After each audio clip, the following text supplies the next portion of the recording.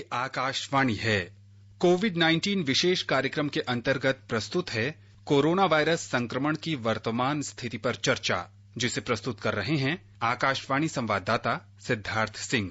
इस कार्यक्रम में आमंत्रित विशेषज्ञ हैं स्वास्थ्य विशेषज्ञ डॉक्टर नीतेश। नमस्कार श्रोताओं, आकाशवाणी के समाचार सेवा प्रभाग द्वारा कोरोना जागरूकता श्रृंखला के इस विशेष कार्यक्रम में आपका स्वागत है। आज के इस अंक के साथ मैं हूं सिद्धार्थ सिंह। श्रोताओं, कोरोना की इस जंग में पूरा देश एकजुट होकर इस महामारी का मुकाबला कर रहा है और ऐसे में हमारी यही कोशिश रहती है कि हम कोरोना से जुड़ी हर एक जानकारी आप तक पहुंचाएं। कोरोना के इस दौर में लॉकडाउन और सोशल डिस्टेंसिंग ही एकमात्र ऐसा उपाय है जिससे हम खुद सुरक्षित रहते हुए दूसरों को भी सुरक्षित रख सकते हैं। आप अपने आसपास स्वच्छता बनाए रखिए, हाथ धोते रहिए, मास्क पहनिए और अपने मोबाइल फोन में आरोग्य सेतु ऐप जरूर डाउनलोड करिए। श्रोताओं, आज के इस कोविड-19 पर विशेष फोन इन कार्यक्रम में हमारे साथ हैं सफदरजंग अस्पताल नई दिल्ली के श्वास रोग विभाग यानी रेस्पिरेटरी डिजीज डिपार्टमेंट में senior physician doctor Nitesh. Doctor Nitesh, कार्यक्रम में आपका स्वागत है। नमस्कार श्रोताओं, आप कोरोना से संबंधित सवाल हमारे आज के एक्सपर्ट से टोल फ्री नंबर 1800-115767 और 011-233-14444 पर पूछ सकते हैं। आप हमारे ट्विटर हैंडल @AIR पर #AskAIR पर अपने सवाल पोस्ट कर सकते हैं। आप कोरोना से संबंधित सवाल हमारे एक्सपर्ट से पूछ सकते हैं और हमारे जो ट्विटर हैंडल हमने आपको बताया है, आप इस पर भी सवाल अपने पोस्ट कर सकते हैं। डॉक्टर नीतेश, चिकित्सा के क्षेत्र में आपका एक लंबा अनुभव रहा है और इस समय कोविड-19 की अगर हम मौजूदा स्थिति देखें तो आज स्वास्थ्य मंत्री डॉक्टर हर्षवर्धन ने भी कहा कि पिछले 3 दिन के दौरान कोरोना वायरस से संक्रमण के मामले दोगुना होने की दर घटकर 13.9 दिन रह गई है। आप किस तरह से मौजूदा हालात को देखते हैं? अगर आप मौजूदा हालात देखें, सरकार की सारी परिस्थितियां देखें, सरकार ने जो भी किया है कोविड-19 को कंट्रोल करने के लिए, उसका नतीजा देखें तो आज हम बाकी देशों के मुकाबले काफी अच्छी स्थिति में हैं। हमारी लैब कैपेसिटी भी बढ़ी है, हम ज्यादा टेस्ट कर पा रहे हैं, हमारे पेशेंट्स भी हॉस्पिटल में इलाज पा रहे हैं। और जैसे कि गवर्नमेंट के उन्होंने डेटा ने बताया हमें कि हमारे ज्यादातर मरीज कम कैटेगरी के हैं जी, खाली 3% मरीज को ही ऑक्सीजन की जरूरत पड़ती है और उससे भी कम मरीज करीब 1 या 2% मरीज 1% करीब मरीज वेंटिलेटर पे हैं। तो ये हमारे जो हम लोगों ने शुरू से प्लानिंग करी है, जो शुरू से अस्पतालों को तैयार किया है और निरंतर अब भी तैयार करते रह रहे हैं कि हम हर रोज नए अस्पताल के लिए कि यहाँ पे कोविड का एक अलग से सेक्शन है, यहाँ पे मरीज को रखा जा सकता है, वो सब तैयारी कर रहे हैं। और जैसा कि आज हेल्थ मिनिस्टर सर ने बताया भी कि पिछले 24 घंटे में 14 स्टेट या यूनियन टेरिटरी मिला के कोई केस भी नहीं आया है जी। तो ये हमारे लिए गए कदमों का ही नतीजा है कि हम आज ऐसा चीज देख पा रहे हैं। बिल्कुल, ये एक बहुत ही पॉजिटिव बात है। और अगर हम कुछ वैसे राज्यों की बात करें, जैसे आपने बोला कि 24 घंटों के दौरान 14 राज्यों में कोई भी केस नहीं आया, जिसमें गुजरात भी एक ऐसा है जहां पे मामले काफी तेजी से बढ़ रहे थे। लेकिन इस समय एक बहुत ही पॉजिटिव बात है कि अगर आपके 24 घंटे के दौरान कोई भी केस नहीं आया, तो क्या कुछ ऐसे कदम उठाए गए कि जिससे इसको रोकने में हमें सफलता मिली? हाँ, कदम तो एक है कि जो कंटेनमेंट है कि जहां पे केस आ रहे हैं वहां पे सब चीजें कंटेनमेंट करिए कि उस एरिया में मूवमेंट नहीं अलाउ करिए, कोई बाहर से अंदर नहीं जाए, कोई अंदर से बाहर नहीं आए।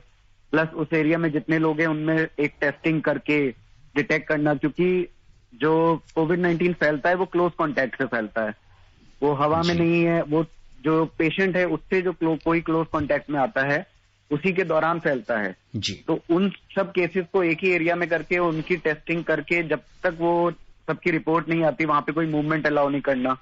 और जैसे कि पता है हमें क्वारंटाइन पीरियड 14 दिन का है कि 14 दिन में वायरस अपने आप अगर कोई दिक्कत नहीं भी कराता तो खत्म हो जाता है शरीर से जी। तो उस चीज को ध्यान में रखते हुए उसी चीज को हम देख रहे हैं कि पिछले 24 घंटे में 14 स्टेट से कोई भी केस नहीं आया। जी डॉक्टर नीतेश, और आपने अभी एक बहुत अच्छा डेटा जो है वो शेयर किया और आज जिस तरह से स्वास्थ्य मंत्री ने भी शेयर किया कि कोविड-19 के 3% मरीज आईसीयू में 0.39% मरीज वेंटिलेटर पर और 2.7% मरीज ऑक्सीजन पर हैं। तो कहीं न कहीं आप ये देखते हैं कि हम जब इस तरह की वेंटिलेटर्स और दूसरी इक्विपमेंट्स की हम बात करते हैं तो आप कह सकते हैं कि हमारे देश में जो लोगों की रोग प्रतिरोधक क्षमता है या इस वायरस से लड़ने की जो क्षमता है, क्या वो विश्व के दूसरे देशों के मुकाबले कहीं बेहतर है?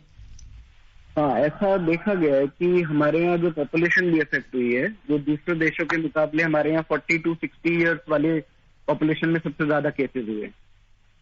और जहाँ अगर हम अमेरिका और इटली से कंपेयर करें, वहां पे 60 साल से ऊपर वाले लोगों में ज्यादा केस देखे गए हैं उसके मुकाबले। तो जो यंग एज होती है उसमें इम्यूनिटी बेटर होती है, वायरस को फाइट करने की शक्ति ज्यादा होती है, तो इसलिए उनमें जब भी उनको बीमारी होती है वो बहुत कम सिम्टम्स करा के और वो ठीक भी हो जाती है जी। और इसीलिए शायद जी और डॉक्टर साहब, शायद इसीलिए हमारा जो कोरोना को डिजीज मैनेजमेंट जो सिस्टम है हमारा, आज उससे पूरे मतलब WHO से लेकर पूरा विश्व भारत की तरफ देख रहा है। भारत ने जिस तरह से इस डिजीज का मैनेजमेंट किया है वो अपने आप में कहीं ना कहीं बहुत प्रशंसनीय और सराहनीय है। बिल्कुल, जैसे कि अभी WHO के हेड ने भी कहा पिछली बार, और कल WHO से इंडियन रिप्रेजेंटेटिव उन्होंने भी, मैडम ने भी कहा कि इंडिया की सराहना करी जा रही है। ना तो वो सिर्फ अपना बल्कि पूरे दुनिया का ध्यान रखते हुए, जहां दवाई चाहिए वहां दवाई दी है हमने, जहां पे जो सामान की कमी रही है वो सामान भी हमने दिया है, अपने अस्पतालों में भी सामान पूरा दिया गया है। तो वो सब चीज सिर्फ अपने लिए नहीं, बाकी सबके भले के लिए गवर्नमेंट ने किया है सब कुछ जी। और अभी हमारे आपकी बात हो रही थी कोरोना के टेस्टिंग के बारे में, और आज का दिन बड़ा इम्पोर्टेंट है जब देश को कोविड-19 मरीजों की जांच के लिए कोबास 6800 ये जो टेस्टिंग मशीन है ये हमारे स्वास्थ्य मंत्री ने राष्ट्र को समर्पित की है। और ये पहली ऐसी टेस्टिंग मशीन है जिसे सरकार ने कोविड-19 मरीजों की जांच के लिए खरीदा है और इसे national centre for disease control यानी NCDC में रखा गया है। तो ये अगर हम इसके फीचर्स की बात करें, fully automated high end machine RT-PCR test करती है और 24 घंटों में ये कहा जाता है कि 1200 सैंपल्स का टेस्ट कर सकती है। तो क्या कुछ है इससे टेस्टिंग हमारी बढ़ेगी और कैसे लोगों को फायदा पहुंचेगा? टेस्टिंग तो बढ़ेगी, साथ में रिजल्ट जल्दी आ पाएंगे। तो आपके जो आपकी पेंडेंसी है कि टेस्ट तो आज हो गया, रिपोर्ट 2 से 3 दिन बाद या 24 घंटे या 36 घंटे में आती है, वो बैकलॉग खत्म होगा, आपको मरीज जल्दी पता चलेगा, जिससे कि आप मेजरमेंट जल्दी कर पाएंगे। अगर हमें आज के टाइम पे एक मरीज पता चलता है यहाँ पे है, तो वहां पे सारे मेजरमेंट, सर्विलेंस सब कुछ स्टार्ट हो जाता है, जिससे कि बाकी मरीजों को जल्दी आइडेंटिफाई किया जा सके और उनको आइसोलेट किया जा सके। तो और ये जी डॉक्टर साहब, यहाँ पे आपसे पूछना चाहेंगे, ये RT-PCR जो टेस्ट है कोविड-19 का कंफर्म, ये क्या है, उसे किस तरह किया जाता है? हाँ, RT-PCR एक मशीन है बेसिकली। इसमें ये वायरस एक RNA वायरस है जिसको हम एक सैंपल में जो स्वैब लेते हैं नाक से और गले के पीछे से जी, उसको एक सॉल्यूशन में मिक्स करते हैं। उससे हम जो वायरस है उसको RNA को एक्सट्रैक्ट करते हैं, मतलब उसमें से वायरस के लिए कुछ कीटाणु निकालते हैं और उनको वापस एक मशीन में डाल के मल्टीप्लाई करना शुरू करते हैं जी। कई सारी साइकिल्स करते हैं। अगर वो वायरस प्रेजेंट होता है तो वो कुछ साइकिल्स बाद टेस्ट में आना शुरू हो जाता है, और अगर वायरस एब्सेंट होता है कि जैसे कोई वायरस ही नहीं किसी मरीज को, तो वो टेस्ट नेगेटिव रह जाता है जी। ये बहुत ही महत्वपूर्ण जानकारी दी डॉक्टर नितेश आपने। और इस बीच हमारा ये फोन इन कार्यक्रम है, बहुत सारे श्रोता हमारे साथ फोन लाइन्स पर जुड़ चुके हैं और सबसे पहले हम बात करते हैं विपुलाल गोंडा से। हेलो विपू जी। हेलो जी, नमस्कार, कार्यक्रम में आपका स्वागत है। आप डॉक्टर साहब से सवाल पूछ सकते हैं जी। हेलो जी, सवाल पूछिए अपना। ये सवाल ये है कि मतलब गांव में जैसे बहुत से लोग आ रहे हैं हाँ जी, बाहर से, हाँ जी, ये तो मतलब कैसे बचा जाए? मतलब उसी दुकान पर सौदा लेने, सामान लेने जाते हैं, सब लोग जाते हैं, क्या कैसे बचाव किया जाए इससे? हाँ, तो उनसे बचाव की कोई वो ऐसी आवश्यकता नहीं है। आपको अपना, जैसे कि पहले आप बचाव करते थे कि एक सोशल डिस्टेंसिंग बना के रखना है, मास्क लगा के ही घर से बाहर जाना है, हाथ बार हाथ धोने हैं, कोई भी चीज करने से पहले, कोई भी चीज आप बाहर से ला रहे हैं उसको, सब्जी जैसे लाए हैं तो आपको धोना है, आपको अपना वैसे ही करना है। कोई बाहर से आ रहा है तो वो है तो आप ही के उसका ना, कभी वो गया भी था आपके गांव से, तो ये नहीं मानना है कि बाहर से आया ये तो कोरोना ही लेके आया होगा, ऐसा नहीं करना है बिल्कुल भी। और जो भी बाहर से जा रहे हैं उनके लिए प्रिकॉशन पूरे रखे जा रहे हैं, उनको सर्वेलेंस में रखा जा रहा है कि इनको अगर कोई दिक्कत होगी तो इनके तभी का तभी टेस्टिंग और वो सब चीजें होंगी इनके साथ। तो ये नहीं मानना है कि कोई गांव से बाहर से आ गया है तो इसके कोरोना ही लेके आया, ऐसा सोशल स्टिग्मा नहीं बना के रखना है।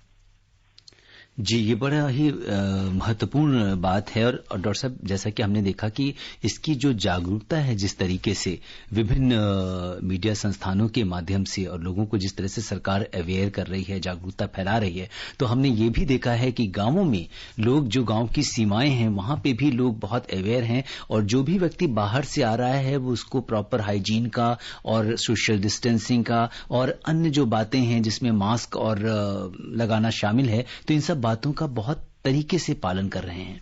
और शायद यही ये वजह है कि आज हमारा देश दुनिया के सामने एक आदर्श स्थापित कर रहा है। और इस बीच आपसे ये जानना चाहेंगे कि अभी कुछ दिनों पहले जो रिवाइज्ड जो डिस्चार्ज एडवाइजरी आई है हॉस्पिटल से, उसमें क्या क्या संशोधन किए गए हैं? क्योंकि अभी इसमें जो रिवाइज एडवाइजरी की अगर हम बात करें तो जो कम जो ऐसे पेशेंट्स जिनमें बहुत कम इसके लक्षण हैं, तो उनके लिए क्या एडवाइजरी है, या उनको दोबारा से टेस्ट कराने की जरूरत नहीं है? इसके बारे में हमारे श्रोताओं को बताइए। पिछले 3 महीने से 3.5 महीने से इस चीज पे काम कर रहे हैं, तो हमने अपना 3-3.5 महीने में देखा है कि हमारे यहाँ 80 से 85% पेशेंट बहुत कम सिम्टम वाले होते हैं या बहुत माइल्ड सिम्टम्स के होते हैं। जी, ठीक है, जिनसे इन्फेक्टिविटी भी बाकियों को बहुत कम होती है। इसीलिए सरकार ने पूरा देख के और सब चीजों को जांच पड़ताल करके ये रिवाइज पॉलिसी बनाई गई कि जो बिल्कुल कम सिम्टम्स वाले हैं, जैसे सिर्फ गला खराब है और जो जिनको कोई सिम्टम्स ही नहीं है बट टेस्ट हुआ है, उनका कांटेक्ट में आए थे किसी केस के, उससे उनकी टेस्टिंग हुई बट उनके कोई सिम्टम्स नहीं है, ऐसे केसेस के लिए उन्होंने बोला है कि जो आपको पहला दिन है सिम्टम का, उससे कुल मिला के 10 दिन होने चाहिए, जिसमें कि 3 दिन, आखिरी के 3 दिन में कोई बुखार नहीं होना चाहिए। तो ऐसे मरीजों को कोविड केयर सेंटर से आप डिस्चार्ज करके घर पे वही सब एहतियात बरतने के लिए कह सकते हैं अगले 7 दिन तक। दोबारा टेस्ट करने की जरूरत नहीं जी, क्योंकि ये देखा गया कि 8 से 10वें दिन के आसपास वायरस वैसे ही खत्म हो जाता है हमारे में, मेजॉरिटी में। तो इसीलिए टेस्टिंग करने की दोबारा जरूरत नहीं है। और वैसे भी वो माइल्ड हैं, कम इन्फेक्टिव हैं, कम लोगों में फैलाएंगे, इसलिए उनको घर पे ही रखने के लिए कहा गया है, जिससे कि जरूरतमंदों के लिए अस्पताल में जगह बनाई जा सके और उनको अच्छा इलाज मिल सके। जी, बहुत ही अहम जानकारी आपने दी इसको लेके, क्योंकि लोगों के मन में बहुत सारे सवाल होते हैं जब हम उनसे ये कहते हैं कि अब आपको टेस्ट कराने की जरूरत नहीं है, या इस तरह की चीजें सामने आती है। और इस बीच समस्तीपुर से फोन लाइन पे हमारे साथ जुड़ चुके हैं दूसरे श्रोता अमर चौधरी। अमर जी नमस्कार, कार्यक्रम में आपका स्वागत है। जी, अपना सवाल पूछिए अमर जी। हेलो जी, अपना सवाल पूछिए, कार्यक्रम में आपका स्वागत है। सर, मैं अमर कुमार बोल रहा हूँ, बोलिए। समस्तीपुर बिहार से। हाँ जी सर, ये मेरा सवाल 2 सवाल है। पहला सवाल ये है कि कई लोगों में कोरोना के सिम्टम नहीं होते हैं। हाँ जी, ठीक है, अगर सिम्टम नहीं है तो उसका अगर जांच किया जाए, ब्लड टेस्ट जो भी होता है आप लोग करते हैं, उसमें क्या उसकी रिपोर्ट पॉजिटिव आती है?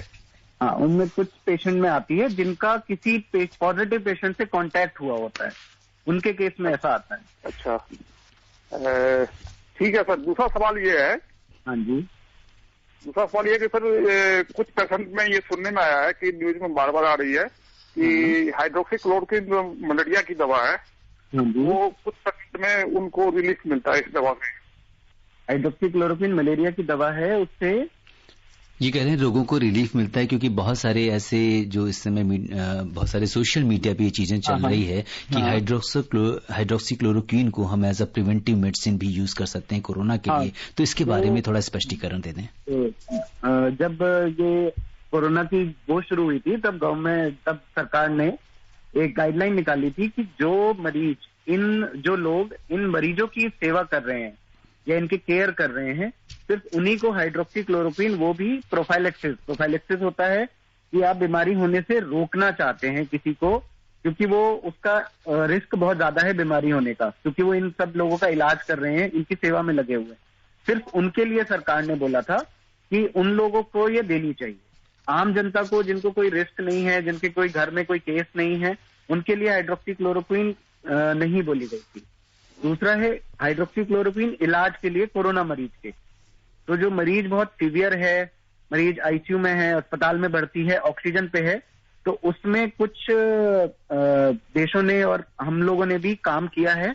देखा गया है कि दवा का कुछ असर होता है हाइड्रोक्सीक्लोरोक्विन पर। किसी को कोई दिक्कत नहीं है, कोई आम जनता में कोई ऐसे ही खा ले कि नहीं इससे मेरे को नहीं होगा, तो ऐसा नहीं है, क्योंकि दवा के अपने साइड इफेक्ट्स भी होते हैं और जो कि काफी खतरनाक हो सकते हैं अगर आपको वो उसके बारे में नहीं पता है तो।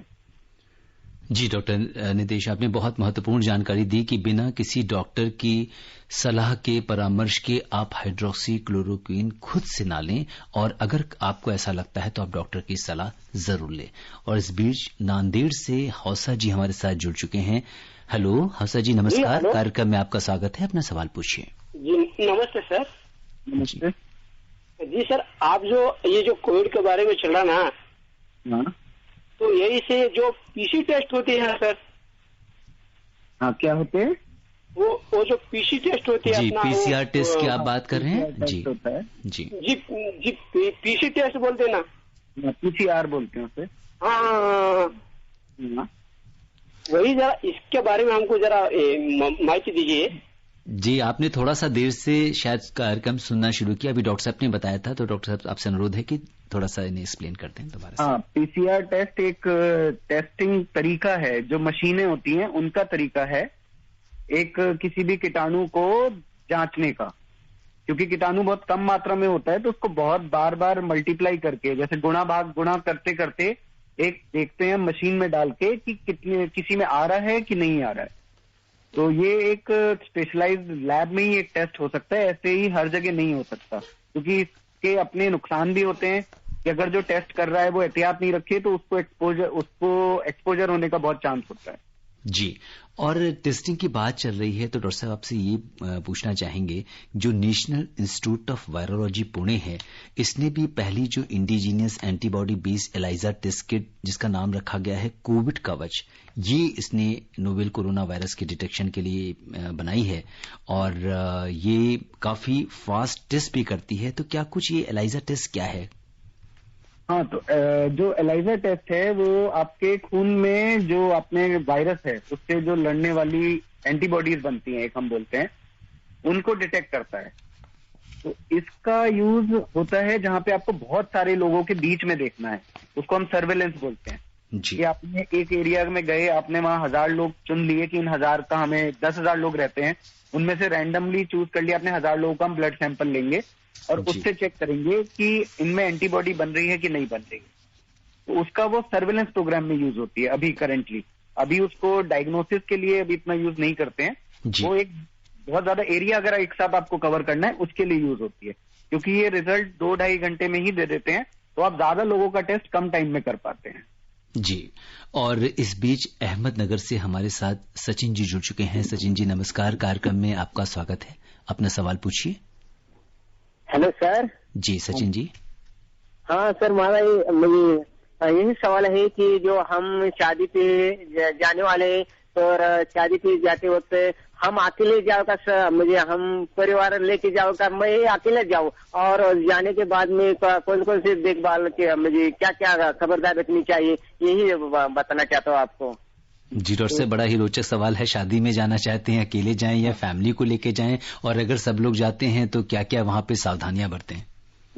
तो पहले तो आपको देखना है कि आप जहां जा रहे हैं वहां पे वो एरिया कैसा है। गवर्नमेंट ने हर एक को लाल दिया है, एक को सतरंगी दिया है, एक को हरा रंग दिया है, तो वहां पे एरिया कैसा है। अगर लाल एरिया दिया है तो वहां पे इसका मतलब केसेस ज्यादा हैं, तो आपके इन्फेक्ट होने के चांसेस बढ़ जाते हैं। तो ऐसे एरिया में आपको अवॉइड करना चाहिए। प्लस सरकार ने एडवाइजरी भी दी है कि इस एरिया में कौन सी चीज हो सकती है और कौन सी चीज एक्टिविटी नहीं हो सकती है। तो उन जहां भी शादी हो रही है उस चीज का बिल्कुल ध्यान रखना है इन चीजों का देखते हुए। बाकी अगर आप जैसे जाते हैं तो जैसे कि हम बार बार बोलते हैं कि आपको सोशल डिस्टेंसिंग रखनी है, आपको अपना साफ सफाई रखनी है, मास्क यूज करना है, हाथ साफ रखने हैं, वही सब चीजों का ध्यान रख के आगे हमेशा के लिए हमने इस चीज से यही सीखा है। ये चीजें हमें पहले भी बड़े लोग बताते थे कि भाई ऐसे करना चाहिए, पर हम लोग करते नहीं थे। कोविड ने हमें ये सिखाया कि नहीं, यही सब चीज करने से सबसे ज्यादा फायदा होता है हमें। तो हमें यही चीज आगे के लिए, हमेशा के लिए अब आगे फॉलो करेंगे तो हम बाकी बीमारियों से भी काफी से भी बच सकते हैं। जी, और इस बीच फरीदाबाद से अनवर हमारे साथ जुड़ चुके हैं फोन लाइन पर। हेलो अनवर जी, नमस्कार, कार्यक्रम में आपका स्वागत है। हाँ सर, नमस्कार जी, अपना सवाल पूछिए। डॉक्टर साहब को नमस्कार करता हूँ। हाँ नमस्कार जी। सर मेरा प्रश्न ये है कि पहले तो सर्दी खांसी बदन हाथ में दर्द होता था, तो शुरुआती दौर ये था कि कोरोना वायरस के मरीज की पहचान ये है। अब सुनने में आ रहा है कि शरीर पे नीले चितकबरे का दाग भी हो जाता है। तो ये कोरोना वायरस जो ये अपना रूप आखिर चेंज क्यों कर रहा है, क्या कारण है इसके पीछे? हाँ, कोरोना वायरस का जैसे, चूंकि ये अभी 3-4 महीने से ही ये वायरस नया आया है, इससे पहले ये वायरस कभी आया नहीं था, तो हम लोगों को चीजें नहीं पता चलती थी कि ये इस वायरस के और क्या क्या लक्षण हो सकते हैं। जैसे जैसे वायरस बढ़ा है, दुनिया के अलग अलग कोनों में गया है, तो अलग अलग चीजें निकल के आ रही हैं कि कभी मरीज को चमड़े की शिकायत आ रही है, किसी को नाक में शिकायत आ रही है कि सूंघ कम आता है, किसी को खाने के स्वाद में शिकायत आती है, किसी को कोई दिक्कत नहीं आती है। तो वायरस की अलग अलग, हर एक बीमारी की अलग अलग चीजें हमें जैसे जैसे बीमारी बढ़ती है या साल बीतते हैं या समय बीतता है, हमें अलग अलग चीजें पता चलती हैं। तो इस चीज का वायरस से कुछ वो नहीं है, ये क्या है कि अब हम सब मिलके, क्योंकि पूरी दुनिया काम कर रही है, तो हर जगह से अलग अलग चीजें निकल के आती हैं कि भाई कुछ मरीज ऐसे आए थे, कुछ मरीज इस तरीके से आए हैं, कुछ मरीज ये सिर्फ गले खराब से आए हैं, कुछ मरीज और बहुत ज्यादा सीरियस होके आए हैं। इस तरह से हम डेटा अभी तो इकट्ठा ही कर रहे हैं कि भाई और किस तरह से कोरोना वायरस आ सकता है। जी, और डॉक्टर साहब अभी एक और आपसे खबर पे चर्चा करेंगे।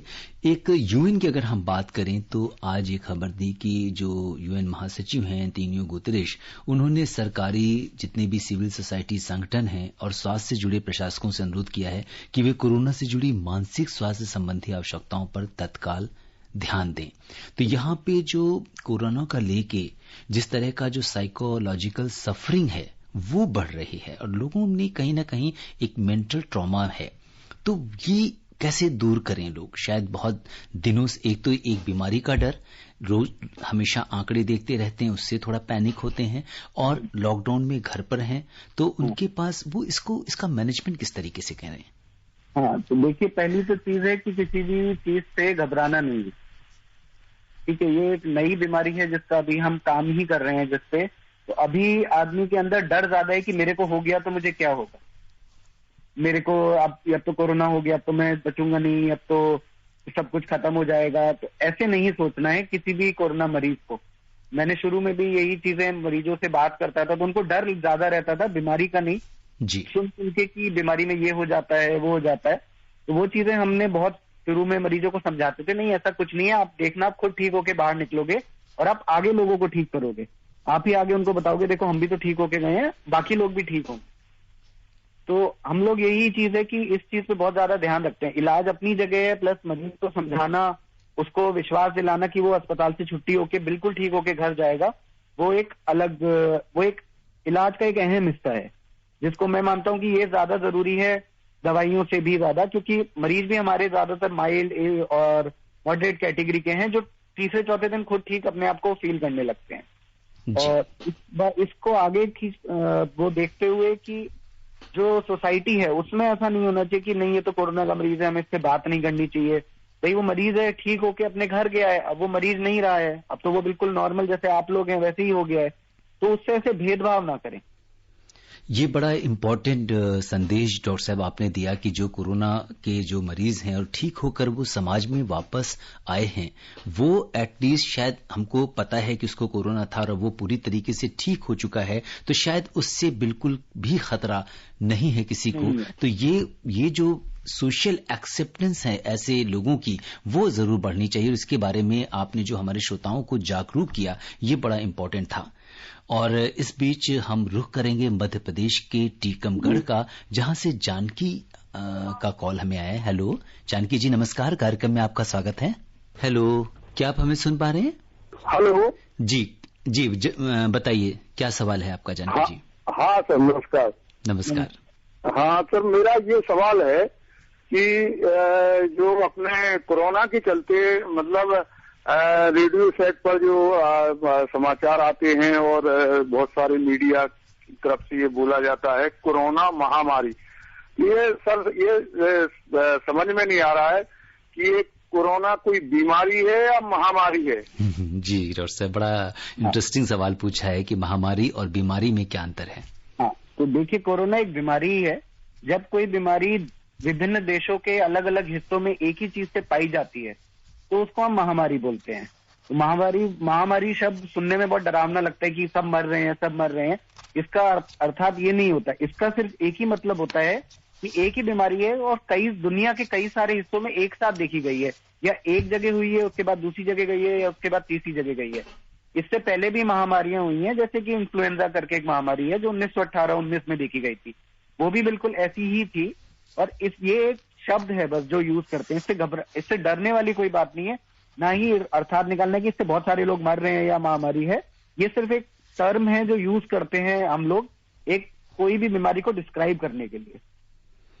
जी, और डॉक्टर नीतीश, इस समय कोरोना के जंग में जब हमारे सामने ऐसे मरीजों की संख्या बढ़ती जा रही है जिनमें कोरोना एसिम्प्टोमेटिक है, यानी बीमारी के लक्षण नहीं आ रहे हैं, तो ऐसे में हमें क्या सावधानी बरतनी चाहिए जब हमें पता ही नहीं है कि हमारे साथ जो व्यक्ति है वो कोरोना से संक्रमित है या नहीं? इसी के लिए आपको अपनी प्रिकॉशंस रखनी ज्यादा जरूरी है कि आप अपना मास्क पहन के जाएं, आप अपनी साफ सफाई रखें। और जैसे कि सरकार ने आरोग्य सेतु ऐप भी बनाया है कि आप उसे डाउनलोड करें, वो आपको आइडिया देगा कि मरीज कितनी दूर है या इस एरिया में मरीज देखा गया है कि नहीं, तो आप सचेत रहें। तो यही एक तरीका है बचाने का। और दूसरी चीज है, अब सोशल डिस्टेंसिंग, जैसे हम ट्रेन में भी देख रहे हैं, आगे जाके हो सकता है फ्लाइट में भी देखें, मेट्रोज में भी देखें, वही चीजें हमें आगे जिंदगी के लिए याद रखनी है और उसी को फॉलो करना है। जी, ये बहुत महत्वपूर्ण बात आपने कही कि लॉकडाउन एक बार खत्म हो भी जाता है तो भी जो हमारा जो डिसिप्लिन होगा अपनी हेल्थ को लेके, हाइजीन को लेके, जो सोशल डिस्टेंसिंग की बातें होंगी, ये हमारे जीवन का अब एक अभिन्न हिस्सा बनने जा रहे हैं। हाँ, इससे हो सकता है हम आगे जाके देखें कि क्योंकि जो टीबी है वो भी खांसने वाले मरीज से ही फैलता है। तो अगर मरीज ने खांसा है, आप उसके आसपास हैं, तो उसके कीटाणु उसके जो निकले हैं वो आपको इन्फेक्ट कर सकते हैं।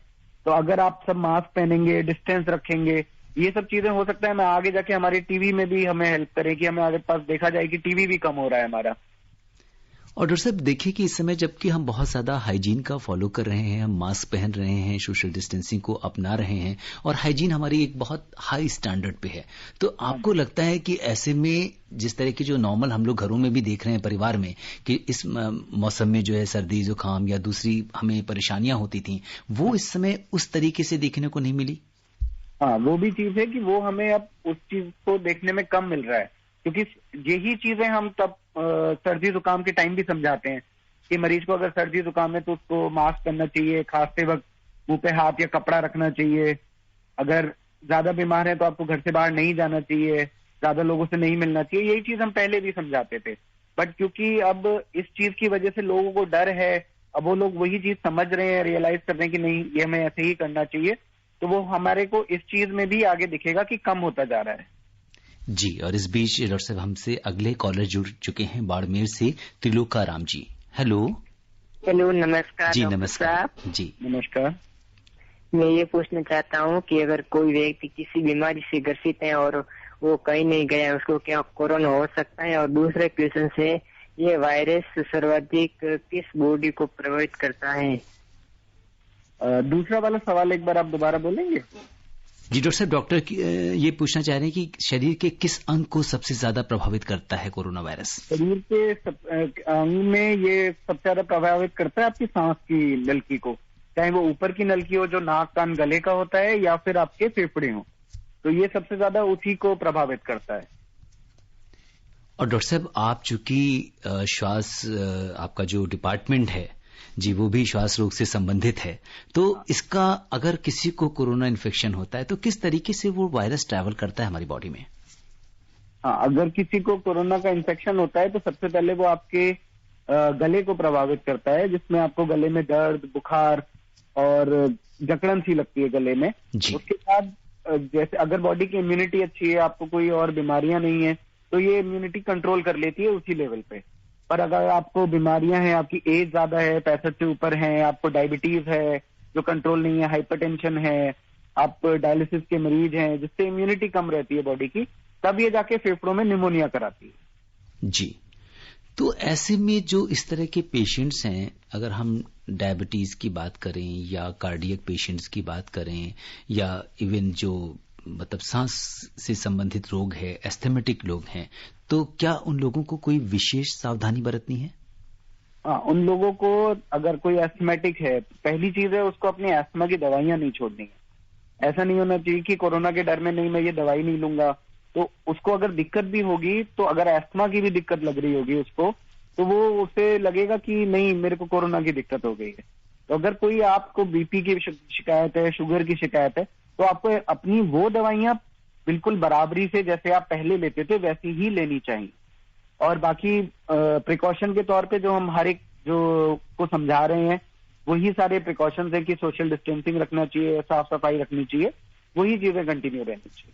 जी, और इस बीच उड़ीसा से हमारे साथ बुलू पटनायक जुड़ चुके हैं। हेलो हेलो हेलो जी, पटनायक जी, आपका कार्यक्रम में स्वागत है। अपना सवाल पूछिए और अपने रेडियो सेट की आवाज थोड़ी धीमी कर दीजिए। हेलो जी, अपना सवाल पूछिए। What is the meaning? जी, आपकी आवाज क्लियर नहीं है। मैंने बोला कि आप जो रेडियो सेट है उसकी आवाज थोड़ी धीमी कर दीजिए ताकि हम आपकी आवाज। जी, बहुत क्लियर आवाज अभी शायद नहीं आ रही। What is the meaning of corona? जी जी जी, बिल्कुल बिल्कुल। What is the meaning of corona? Doctor साहब, कोरोना का मतलब पूछ रहे हैं। हाँ, कोरोना का मतलब है कि एक जैसे आपके वायरस है, जैसे एक HIV वायरस है, उसकी बहुत सारी फैमिली है पूरी, एक उसके अंदर एक HIV-1 है, HIV-2 है। ऐसी कोरोना वायरस एक फैमिली है बड़ी, जिसके अंदर कई तरीके के कोरोना वायरस के फैमिली के मेंबर्स हैं। जैसे कि हमने पहले देखा था सार्स एक मेंबर है, फिर मर्सा एक मेंबर है, ऐसी एक ये कोरोना वायरस का एक ये मेंबर है जो अभी है हमारे पास। जी, और श्रोताओं, अब समय इजाजत नहीं दे रहा कि हम इस चर्चा को आगे बढ़ाएं। अब हम और फोन कॉल्स नहीं ले पाएंगे। चलते चलते डॉक्टर नीतीश, आप आकाशवाणी के श्रोताओं को क्या टिप्स देना चाहेंगे? आकाशवाणी के श्रोताओं को पहले शुक्रिया करना चाहूंगा आपका और आपके श्रोताओं का कि उन्होंने मुझे मौका दिया आने का रेडियो पे। हम यही कहना चाहेंगे, जो सरकार कह रही है आपसे करने के लिए, जो प्रधानमंत्री जी विनम्र निवेदन कर रहे हैं सबसे कि आप सोशल डिस्टेंसिंग, मास्क और हाथ की सफाई आसपास रखें और कोरोना के मरीज से डरे नहीं। जब वो ठीक होके वापस आ रहा है आपके गांव में, आपके घर के पास, आपके शहर में, तो उसको ऐसे ना करें कि ये तो कोरोना का मरीज है, हम इससे बात नहीं करेंगे, हम इससे सामान नहीं देंगे, हम कोई इसके घर नहीं जाएगा। वो बिल्कुल अस्पताल से ठीक होके, बाकी बीमारियों से जैसे मरीज ठीक होके घर जाता है, वो भी बिल्कुल ठीक होके घर जा रहा है और आप उससे सुरक्षित हैं। जी, बहुत महत्वपूर्ण जानकारी दी डॉक्टर नीतीश। आप कोविड-19 के इस विशेष कार्यक्रम से जुड़े और आपने हमारे तमाम श्रोताओं के प्रश्नों का उत्तर दिया। आपका बहुत बहुत धन्यवाद। धन्यवाद। श्रोताओं, आज के अंक में बस इतना ही। आप स्वस्थ और सुरक्षित रहते हुए दूसरों को भी सुरक्षित रखें, इसी कामना के साथ दीजिए मुझे अनुमति। आज के लिए बस इतना ही। नमस्कार। कोविड-19 विशेष कार्यक्रम के अंतर्गत अभी आप सुन रहे थे कोरोना वायरस संक्रमण की वर्तमान स्थिति पर चर्चा, जिसे प्रस्तुत कर रहे थे आकाशवाणी संवाददाता सिद्धार्थ सिंह। इस कार्यक्रम में आमंत्रित विशेषज्ञ थे स्वास्थ्य विशेषज्ञ डॉक्टर नीतीश। ये कार्यक्रम आकाशवाणी के समाचार सेवा प्रभाग द्वारा प्रस्तुत किया गया। इसे आप हमारे mobile app news on AIR पर भी सुन सकते हैं। इस कार्यक्रम के संबंध में अपनी प्रतिक्रिया आप हमें ईमेल कर सकते हैं। पता है AIRNSDtalks@gmail.com। ये कार्यक्रम फिर से सुनने के लिए लॉग ऑन करें हमारी वेबसाइट newsonair.com।